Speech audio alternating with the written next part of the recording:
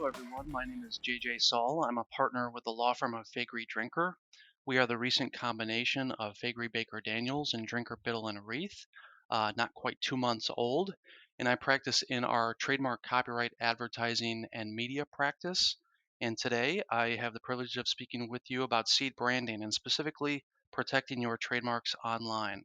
Today we'll be covering the following topics. First, we'll paint the picture of online counterfeiting with some statistics, and then we'll turn to some strategic considerations for enforcing your brands in the internet space, and then we'll turn to some specific types of online enforcement, and those being online marketplaces, social media sites, website enforcement, and then domain name enforcement. We'll wrap up with some takeaways. And should you have any questions, I'll leave my contact information on the last slide, and feel free to reach out with any questions or comments. Now, with respect to counterfeiting generally, the trade in counterfeit and pirated goods is estimated to be about $1.8 trillion a year. It's a huge industry, and it's the largest criminal enterprise in the world.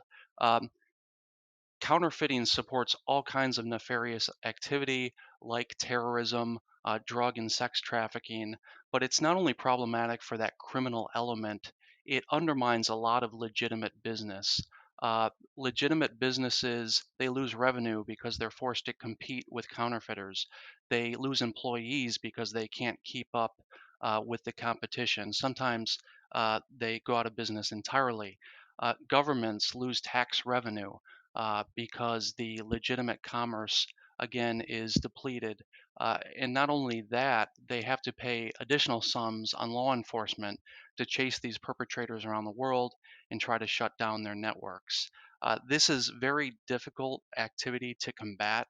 The products that counterfeiters are producing and selling, they're cheap. There's not a lot invested in them. They hide behind several layers of anonymity on the internet. Uh, they can sell products from the other end of the earth and often work through networks touching many different jurisdictions. So it's not only expensive just to investigate this activity and find out who's behind it, but enforcing your rights against it across multiple jurisdictions is very tedious, time consuming, and expensive. As a result, there's a low risk of legal consequences for counterfeiters. And so you can see why there's so much activity in this space. It's highly profitable and it's relatively low risk. And so this problem is growing for us year after year. This slide gives some more data on online retail specifically, and you can see how that has grown in recent years. Amazon accounts for approximately 40% of US online retail. Uh, we are in the era of the coronavirus, and more and more people are not only uncomfortable going to the store, but they're in some cases legally prohibited from doing so. So e-commerce is only going to increase in its importance, and with that, the online counterfeiting and other infringement is going to grow as well. Uh, at present, and this has been the case for some years now, China and Hong Kong produce the bulk of the counterfeits that we encounter. And this is borne out each year by customs statistics and the amounts that CBP seizes in the United States, but also other customs agencies around the world. China and Hong Kong are a major source of this activity. So in your anti-counterfeiting plan, you want to think about how to address that specific territorial element. So here on this slide, I want to give you some specific examples of the type of fraud that you'll encounter in the e-commerce space. These aren't necessarily examples of counterfeiting, but it gives you a sense of the types of listings that are rampant out there. Um, and this first listing is an advertisement on Amazon, which many would argue is the most sophisticated e-commerce platform in the world for blue strawberry seeds.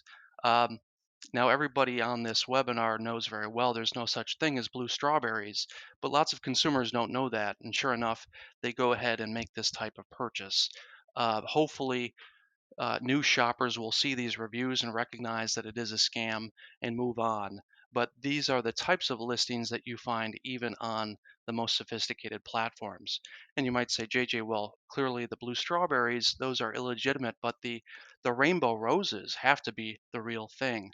Of course not. And there are some entertaining reviews that people write about figuring out that these items on the internet are in fact fraudulent and that they've been scammed. But these types of listings, again, this type of fraud, very prevalent on the internet. And these days, with the coronavirus, there's lots of cures and other treatments and other ancillary products that are being advertised. And Amazon recently advertised that or announced that it had taken down, I think, 100,000 different products that were trying to take advantage of the unwary. Now, with respect to the legal framework um, for addressing this type of activity online, um, and there's a scene here from Casablanca that I'll get to in a moment. But I want it to be clear that brand owners have the burden to monitor their brands and enforce against these listings, enforce against this activity. Um, this framework was developed out of the early days of the internet. We wanted to support this fledgling industry, this new technology.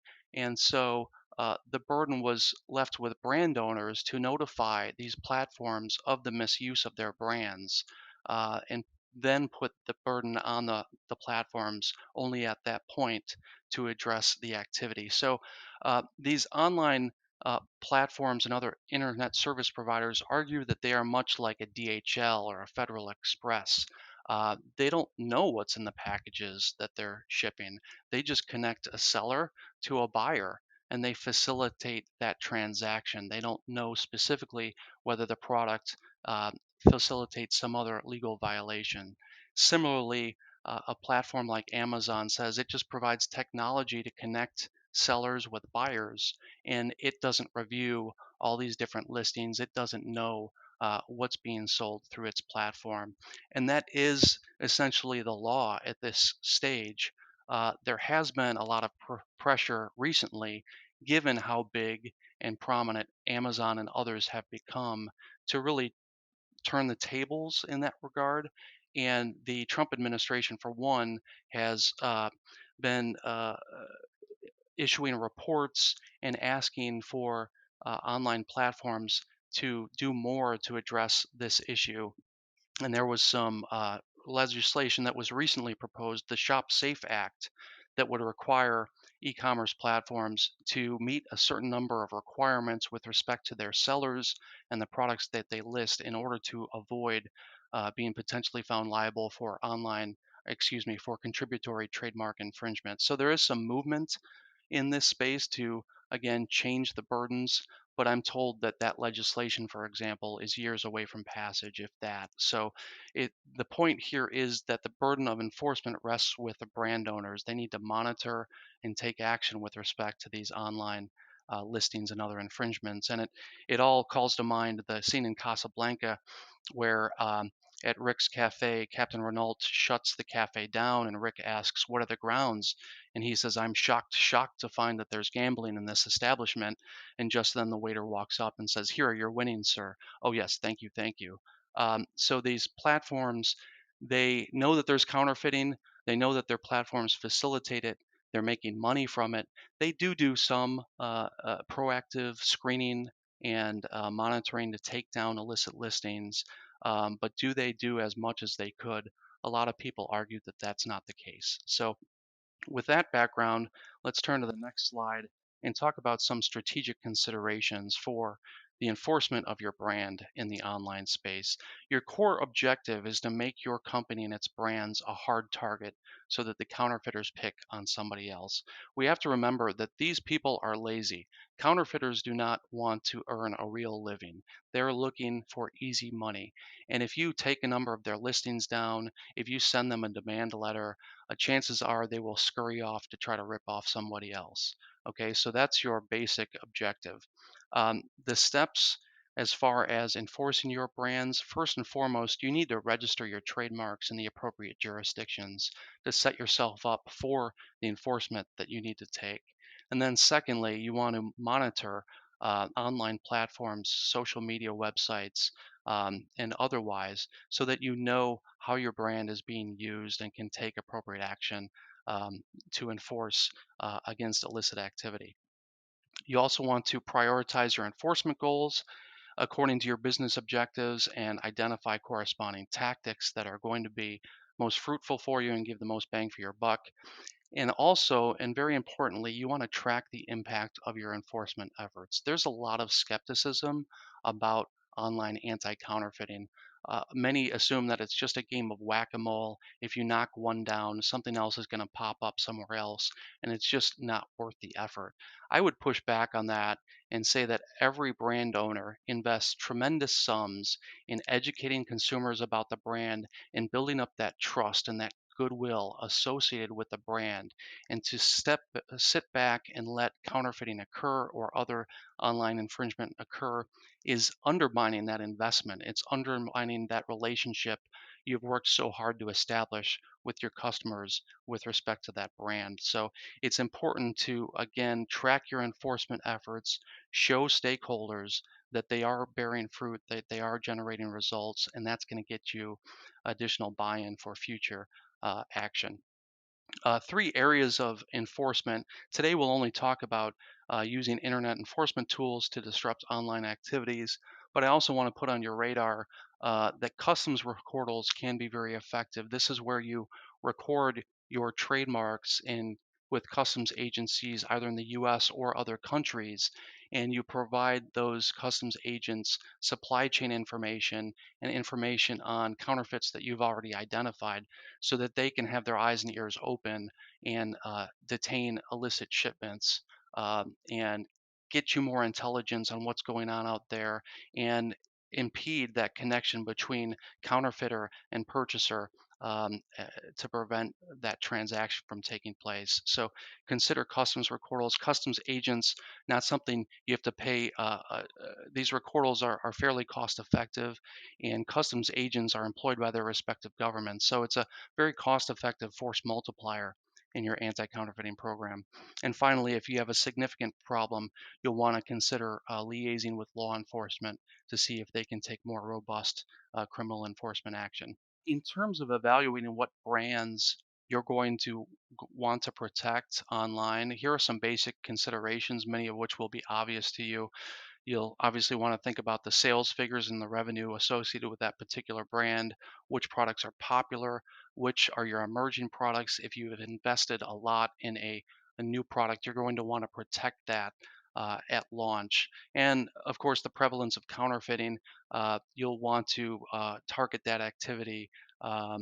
That's most problematic for you. If you're seeing one particular brand being ripped off right and left, you'll obviously want to focus on that. And then budget considerations. You have a limited budget. You can't do everything. So what's going to get you the most bang for your buck? How are you going to protect your most profitable products? Now, with respect to identifying targets, there's a few different approaches you can take. The simplest and most basic, and something every company should do, is talk to your employees, talk to your customers, talk to your business partners, ask them if they see something out there, say something. They're on the front lines of the marketplace. They're going to see how your brands are being used out there. If they identify any activity that appears to be unauthorized, report that up so you can take that into account and take appropriate enforcement action. There's other ways to monitor, including using some free internet tools. Google Alerts is just one example. You can plug in a particular keyword, the type of results you're looking for, and how often you want a report, and you can get some basic intel that way. And there's many other tools like that available on the internet. Additionally, if you want to get more sophisticated with your monitoring, there are a number of vendors out there that monitor the internet globally and in depth with respect to specific channels, including online marketplaces, social media, websites, domain names, and mobile apps. We manage a number of those vendors on behalf of clients to get really strategic about what they want to monitor for. For example, maybe Facebook's a problem in Thailand, or social media generally in Southeast Asia. You can get really strategic and work with these vendors to really target the source of your problem. And these vendors often also have relationships established with platforms like Amazon, eBay, Facebook, etc., to really expedite enforcement action. So it's worth considering whether you have a broader problem that merits that type of monitoring. Now, once you have your targets, how do you prioritize enforcement action? This slide has a number of considerations that you'll want to think through. Obviously, the nature of the conduct, the popularity of the particular product, what specific violations you're finding, and how that meshes with the applicable terms and conditions or other legal tools that you have available.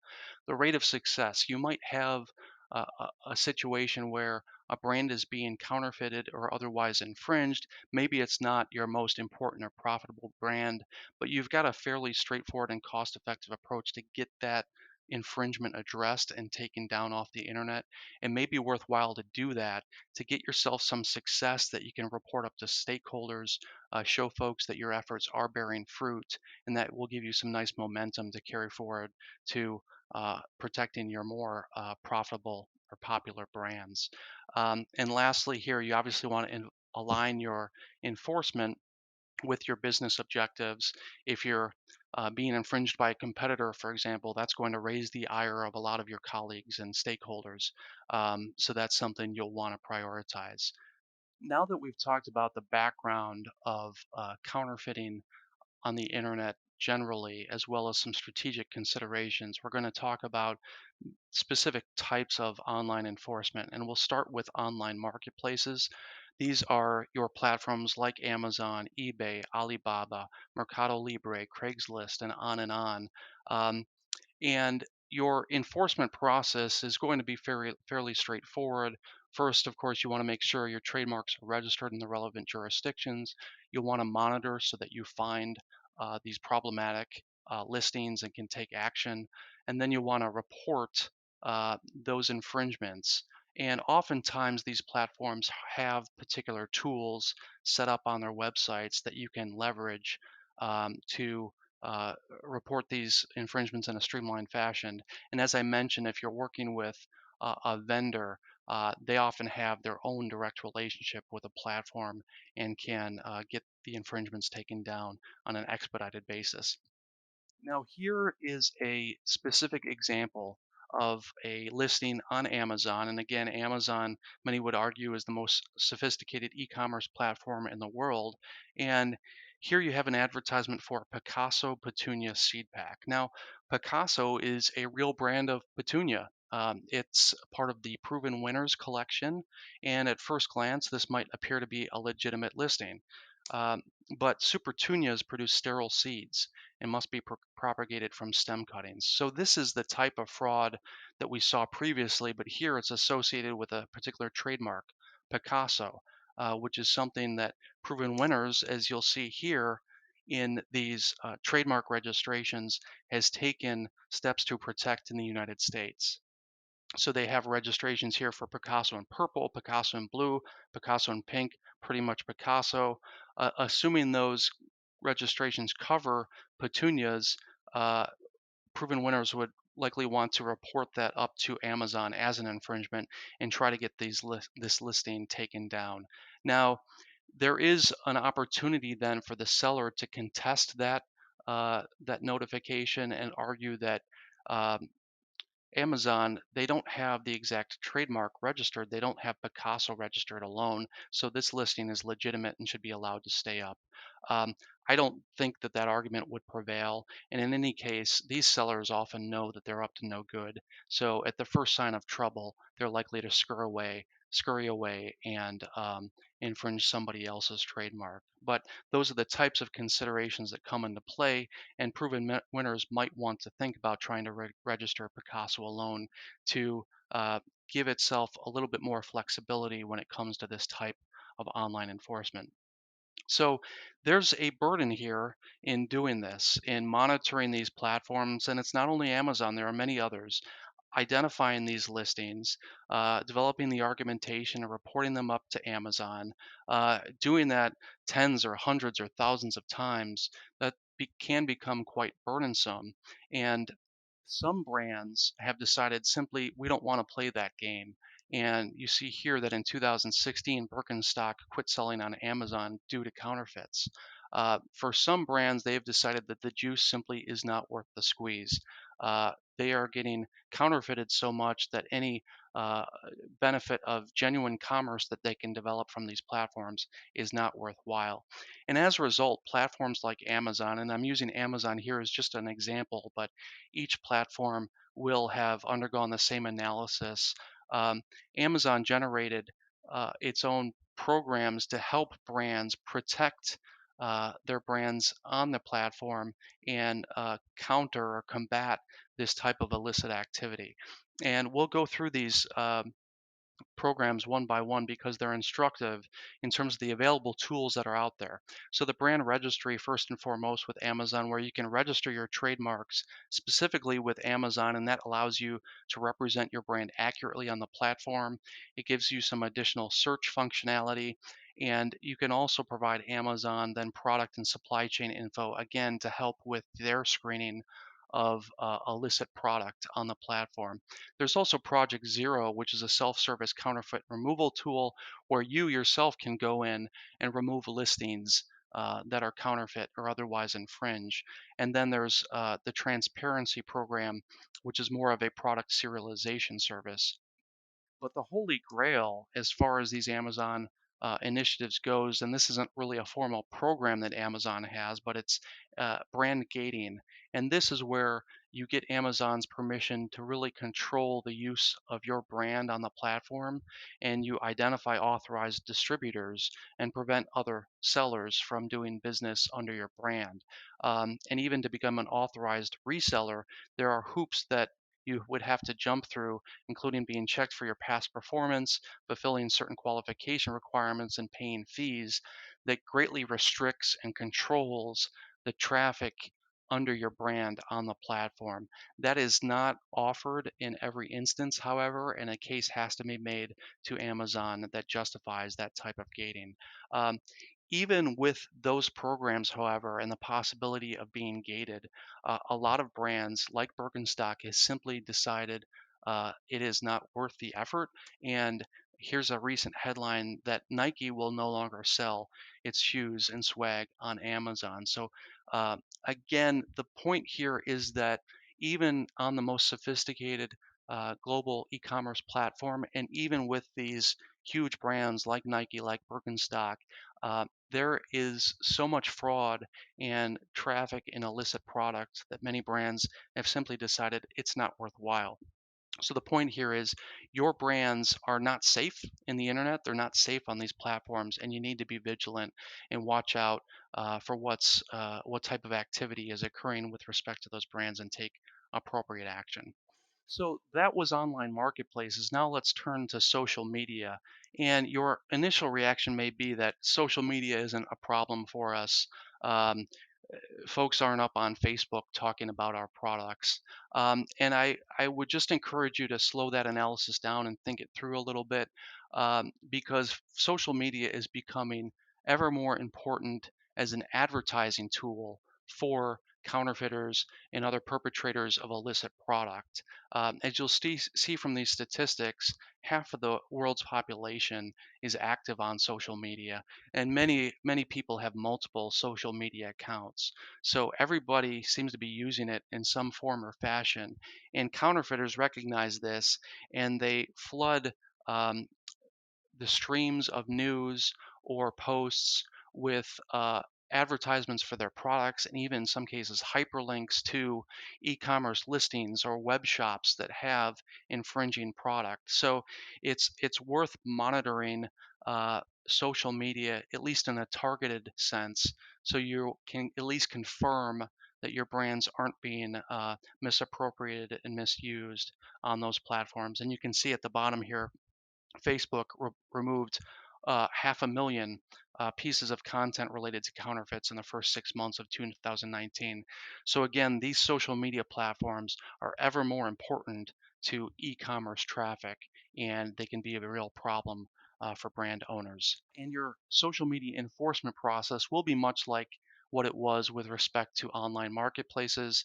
You're going to want to identify the relevant platforms, identify specific violations of policies, so you'll want to monitor and see how your brands are being used, and then report those on to the platforms. They typically have their own tools, or again, if you're working with a vendor, the vendor might have its own relationship with a Facebook or other social media platform to expedite that type of enforcement.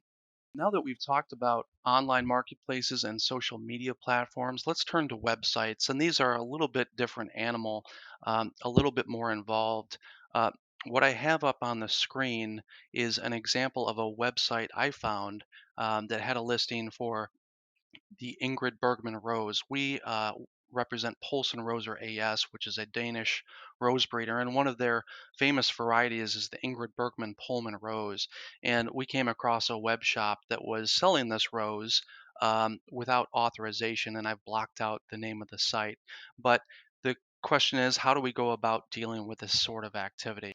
Okay, so we'll want to look at the WHOIS information underlying the particular website. And WHOIS is like a phone book for the internet and provides the relevant contacts for the website, including the domain name registrar, the domain name registrant, and sometimes the internet service providers involved in hosting the website.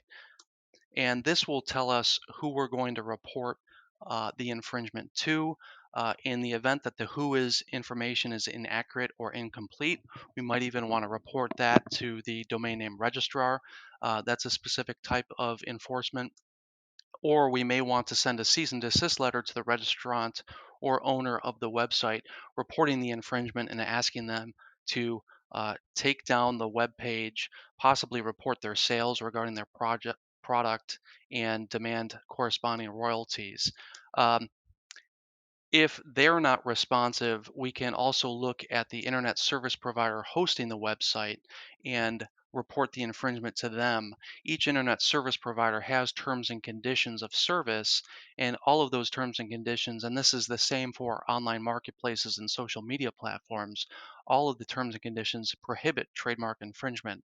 So we can report the infringement to the internet service provider and ask them to remove the web page according to those terms, and we'll want to explore different avenues of enforcement here and follow up as necessary to confirm that some action has taken place with respect to the problematic web page. As you can see, this is a little bit more involved in terms of enforcement. Unlike online marketplaces and social media, where you can have business folks or even paralegals involved in monitoring and reporting infringements, with websites, it usually makes sense to get a lawyer involved either on your in-house team or with outside counsel. Now, lastly, let's talk about domain name enforcement. This is a situation where you have a web page or website um, where you have infringement of your brand, but the very domain name, the URL where the website is located, incorporates the brand name or the trademark. And so, jumping back to the prior Ingrid Bergman example, an infringing domain name might be buy cheap Ingrid Rose, buy cheap Ingrid Bergman Roses.com.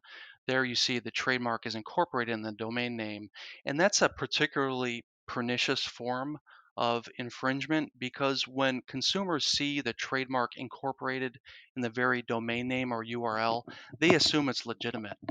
They assume that this seller would not have this domain name if it weren't an authorized seller of the corresponding products. So there's an extra expectation of trust there that can be particularly damaging to your brand and your sales. So you want to be aggressive about combating this activity.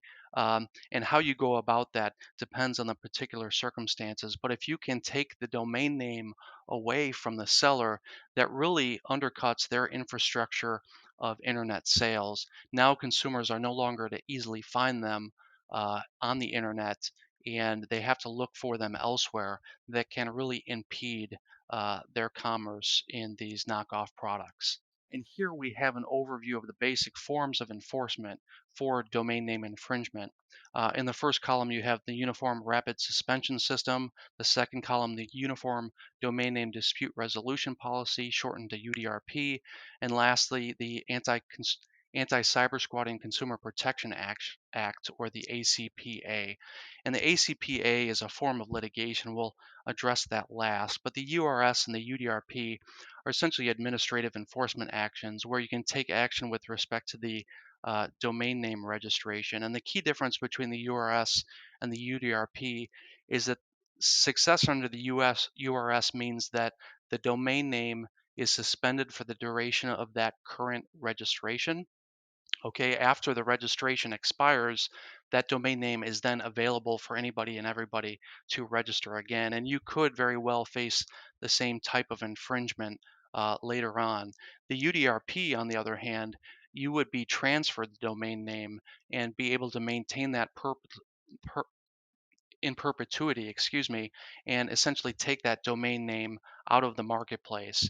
Um, and that's obviously a more robust form of enforcement, but some brands soon acquire hundreds or thousands or tens of thousands of domain names, and maintaining those portfolios of domain names can be expensive.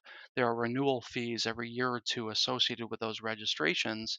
So in some cases, you might prefer to stick with the URS, which shuts the domain name down temporarily, and hopefully that perpetrator learns its lesson and goes away. Um, Lastly, the ACPA, again, this is litigation. It's expensive, it's involved. You'll really only want to consider this if you have a US based cyber squatter that has assets against which you can recover. And that combination of facts is typically rare. But in the event you have that situation, the ACPA provides for statutory damages and attorney's fees, very robust remedies that can be helpful to your cause and are a great result to show your colleagues and stakeholders when presenting the successes of your anti-counterfeiting programs. So that was an overview of four basic types of internet enforcement that you can leverage to protect your brands online. Let's wrap up here with some takeaways. And first and foremost, your brands are vulnerable online. Your brands are vulnerable online. I hope I painted the picture that even on your most sophisticated platforms, there is fairly widespread fraud taking place. And these fraudsters can leverage your brand as a short form communication tool to consumers to facilitate their sales and undermine your own revenues. So you really want to be knowledgeable and aware of what's taking place online with respect to your brands. And that leads to the second point. Effective communication and monitoring will help identify potential problems. Talk to your employees, your business partners, your customers, or launch more sophisticated monitoring programs so you know what's out there and can combat any illicit activity. And it's important to have a process in place when you encounter these online infringements. What is your plan when this arises? How are you going to combat this activity? And strategic prioritization will help limit the expense of enforcement. Know what your business goals are, know what your most valuable brands are, know what your budget limitations are so that you can be strategic and get the maximum bang for your enforcement dollar. And finally, an ounce of prevention is worth a pound of cure. A little bit of proactive action up front will go a long way and not cost you nearly as much as cleaning up a big counterfeiting mess down the road. So consider being proactive and getting ahead of the game in your online anti-counterfeiting activities. That's all I have today. Again, if anyone has questions, please feel free to reach out. My contact information appears on the slide. And lastly, I just want to say we're in the midst of coronavirus right now, and I just want to wish everybody and their families and friends well. I hope everybody's safe and healthy. Take care.